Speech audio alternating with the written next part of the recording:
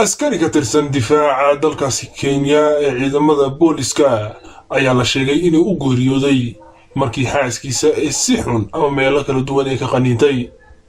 ninka la dilay oo lagu magacaabi jiray Daniel Omolo oo ahaa askari 37 jir ah ayaa la sheegay inay qaniyo ku dishay xaaskiisa oo lagu magacaabi jiray Sheila ayaa qolka kalisatay deegaanka lagu magacaabo Kasrani iyadoona inay ku hormariso qolkaasi ugu talagashay arrimaha fankeeda.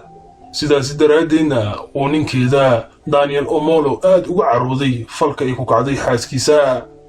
dad idris yihiin ayaa sheegay in haweeneyda iyo ninkeeda Daniel Omolo uu dhaxmaray muran aad u dheera taasi markii dambe sababtay inay ka qaniintay suulka, dhabarka iyo gacmaha iyo meelaha qaar oo qoorta ka mid ah.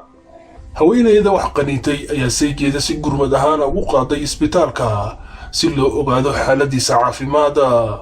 markii ay u qaaday xarunta caafimaad ee u dhoweyd ayay ku aragtay gaariga gurmadka degdega ee xaruntaasi caafimaad oo sidoo kale u socda goobta dhibaatadu ay ka dhacday.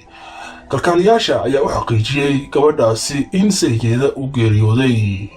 booliska magaaladaasi Nairobi ayaa la wareegay kiiska waxaana socda baaritaan aad u culus iyo sababta ka dambaysa in haweeneydaasi qaniyo ay ku dishay ninkeeda. malaha ilkaheeda fiiqfiiqan ayaa si midida camal u jari kara dadka.